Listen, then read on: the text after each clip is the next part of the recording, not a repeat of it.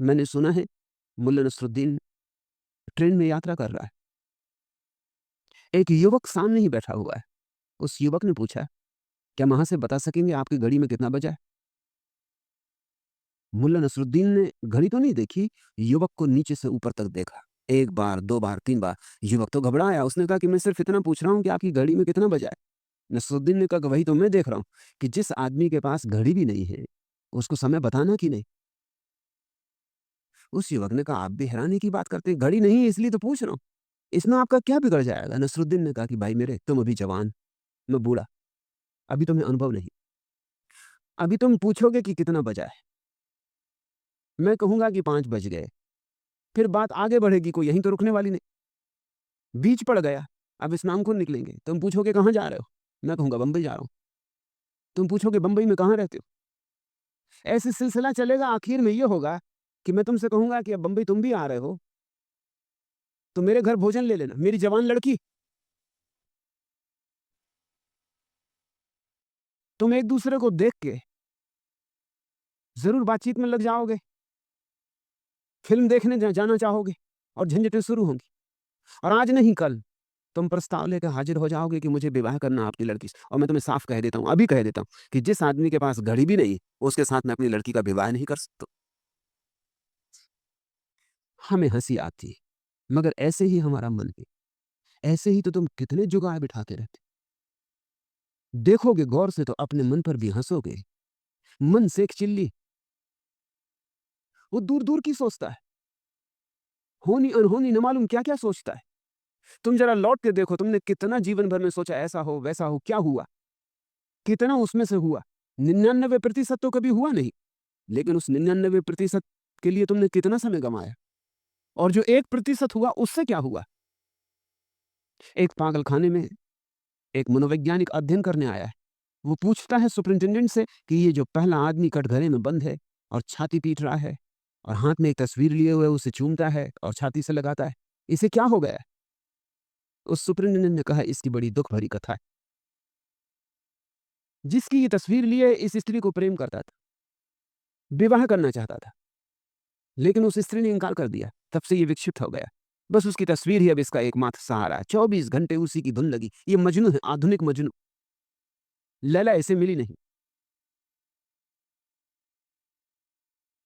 थोड़े आगे बढ़े, दूसरे कटघरे में एक आदमी अपने बाल खींच रहा था, सिर पीट रहा था, दीवार में सिर मार रहा था। उस मनोवैज्ञानिक ने पूछा, इसे क्या हुआ? सुपरिटेंडेंट ने कहा, आप न पूछते तो अच्छा था। इसने उस स्त्री से शादी की जिस स्त्री ने पहले आदमी को शादी करने से इंकार कर दिया था। जब से इसने शादी की तब से पागल हो गया। उस स्त्री ने इसे पगला दिया है। वो स्त्री इसकी जान खाए जा रही। एक विवाहित नहीं हुआ इसलिए रो रहा है, सिर पीट रहा है। एक विवाहित हो गया है इसलिए रो रहा है और सिर पीट रहा है। और ऐसा सारे जगत में घट रहा है। तुम पालोगे तो रोओगे। जिन्होंने पा लिया उनसे पूछो, उनकी आंखों में आंसू है। तुम नहीं पाओगे तो रोओगे, क्योंकि प्राणों में एक पीड़ा रह जाएगी, कुछ भी ना कर पाए। संसार का अर्थ ये वृक्ष, ये चांद-तारे, ये आकाश, ये सूरज, ये नदी, पहाड़, ये लोग, पशु पक्षी, यह नहीं है। तुम्हारे तथाकथित महात्मा तुम्हें यही समझाते रहते हैं कि ये जो फैलाव है, ये संसार है। नहीं, यह फैलाव संसार नहीं है। तुम्हारे मन का जो फैलाव है, प्रपंच, मन का, वह संसार है। उस संसार से मुक्त हुआ जा सकता है। असंभव सा लगेगा शुरू में कि कैसे अपने अतीत से मुक्त हो जाओ। लेकिन अतीत है क्या? सिवाय स्मृतियों के ढेर के।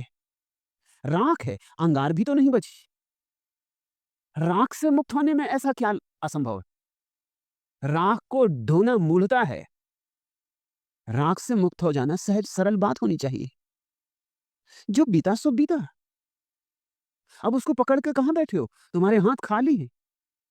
हाथ खोलो और देखो, वह जा चुका है। अब तुम रो तो भी लौट नहीं सकता। अब तुम लाख परेशान हो तो भी उसे वापस नहीं ला सकते। समय लौटता ही नहीं। इसलिए पीछे लौट लौट के जो देखता है वो व्यर्थ ही कष्ट पा रहा है। वो अपने को ही अकारण सता रहा है। और कितना समय उसमें जा रहा है, कितना बहुमूल्य वर्तमान तुम नष्ट कर रहे हो अतीत की स्मृतियों में। जीवित को मुर्दे के चरणों में झुका रहे हो। जीवित को मुर्दे के आगे समर्पित कर रहे हो, जीवित को मुर्दे के सामने बलि दे रहे हो। और या फिर भविष्य तुम्हें पकड़े हुए कि कल ऐसा करूंगा। कल तो आने दो। कल पहली तो बात कभी आता नहीं। कल कभी आते देखा है? जब आता है आज आता है। और आज को तुम खराब कर रहे हो उस कल के लिए जो कभी आएगा नहीं। और जब आज की तरह कल आएगा भी, तो तुम्हारी आदत मजबूत होती जा रही रोज-रोज। आज को बर्बाद करने की कल के लिए। ये आदत सघन होती जाएगी, ये यंत्रवत हो जाएगी। आज तुम कल के लिए सोचोगे, कल जब आएगा आज की तरह, तब तुम फिर कल के लिए सोचोगे। तुम कल भी यही कर रहे थे। जो बीत गया कल, तब तुम आज के लिए सोच रहे थे। लेकिन जियोगे कब? 2 कलों के बीच उलझे, तुम जियोगे कब?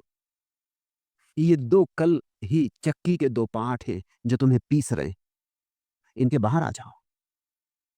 ध्यान या साक्षी भाव, इनके बाहर आने की विधि है। ध्यान का केवल इतना ही अर्थ है, जो है, उससे इंच भर यहां वहां ना जाऊंगा। मन भागेगा आदतों के अनुसार, वापस ले आऊंगा, फिर ले आऊंगा। ध्यान की जितनी विधियां हैं, अनंत विधियां हैं ध्यान की, लेकिन सबका मूल सार, सबका राज एक है। किस तरह चैतन्य को वर्तमान में ले आया जाए। जैसे विपस्सना है, बुद्ध की परम विधि। जितने लोग विपस्सना से ज्ञान को उपलब्ध हुए, उतने लोग किसी और विधि से उपलब्ध नहीं हुए, क्योंकि बड़ी सुगम और सरल विधि है। मगर विधि क्या है? विधि सीधी साफ है। श्वास का बाहर आना, श्वास का भीतर जाना, इसे देखो। विपस्सना का अर्थ होता है देखो, अंतर्दृष्टि। बस देखते रहो, साक्षी बने। ये श्वास भीतर गई, ये भीतर पहुंची, ये क्षण भर ठहरी, ये वापस चली, ये बाहर गई, ये बाहर निकल गई, ये क्षण भर बाहर रुकी रही, ये फिर भीतर आने लगी। बस ये जो श्वास का वर्तुलाकार परिभ्रमण चल रहा है, ये जो श्वास की माला चल रही, इसको देखते रहो, कुछ मत करो। क्या होगा इसका परिणाम? इसका परिणाम कि तुम वर्तमान में जीने की क्षमता को उपलब्ध हो जाओ। श्वास वर्तमान। बुद्ध ये नहीं कह रहे हैं जो श्वास जा चुकी उसके संबंध में सोचो, जो अभी आने वाली है उसके संबंध में सोचो। वो कह रहे हैं जो अभी है, भीतर जा रही उसके संबंध में, बाहर जा रही उसके संबंध में। श्वास के साथ ही डोलते रहो। मन भागेगा, मन हजार विचार उठाएगा, तुम चुपचाप उसे फिर वापस ले आना श्वास पर। श्वास तो एक बहाना है, निमित्त है, एक खूंटी। यही सारी और विधियों का सार भी है। सूफी इसे जिक्र कहते, प्रभु स्मरण। हर बार अपने मन को वापस लौटाओ प्रभु स्मरण पर। कोई भी नाम चुन लिया, जैसे राम चुन लिया, मन यहां वहां भागे, राम की खूंटी पर वापस ले आओ। पलटू इसी को सुरति कहते, सारे संतों ने इसे सुरति कहा है। सुरति बुद्ध का ही वचन, लेकिन बिगड़ते बिगड़ते लोक भाषा में आते आते घिसते घिसते सुरति हो गया। बुद्ध ने तो कहा था स्मृति। स्मरण पूर्वक जियो, होश पूर्वक जियो।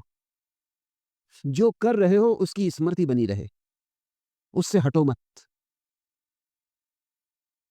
संत कहते हैं सुरति, सूफी कहते हैं जिक्र, कृष्णमूर्ति कहते हैं अवेयरनेस, जागृति। महावीर ने कहा है विवेक, बोध। ये अलग अलग नाम, मगर बात एक, सार एक, राज एक। अतीत और वर्तमान को जाने दो, वे हैं ही नहीं। तुम छायाओं को पकड़े बैठे हो, और छायाओं के कारण तुम माया में पड़े हो। छाया यानी माया,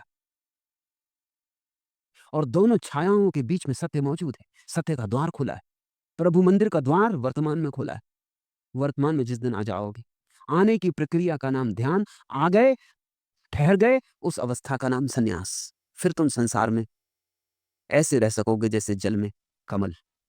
आज प्रेम चैतन्य निश्चित असंभव सा लगता है, क्योंकि आज तो तुम्हें पता ही नहीं कि वर्तमान होता थी। उन दो ने, अतीत और भविष्य ने, तुम्हारी सारी चेतना को घेर लिया है। धीरे धीरे वर्तमान के लिए तलाशो, खोजो। जो आज असंभव सा है, कल धीरे धीरे संभव हो जाएगा। एक दिन संभव हो जाएगा। हो तो आज ही सकता है संभव, अगर त्वरा हो, तीव्रता हो, समग्रता हो, आकांक्षा, अभिप्सा गहन हो तो सकता है अभी और यही। मुझे सुनते सुनते हो जाए। बहुतों को हुआ है, हो रहा है, सिर्फ सुनते सुनते धुन बंध जाती। भूल जाते हो कौन हो तुम, भूल जाते हो कल क्या होना है। यही सत्संग का अर्थ है। किसी के साथ बैठ के वर्तमान में हो जाना सत्संग। धीरे धीरे तोड़ो जमीन, टूटेगी। जलधार को गिरते देखा है चट्टानों पर? चट्टानें बड़ी मजबूत मालूम पड़ती।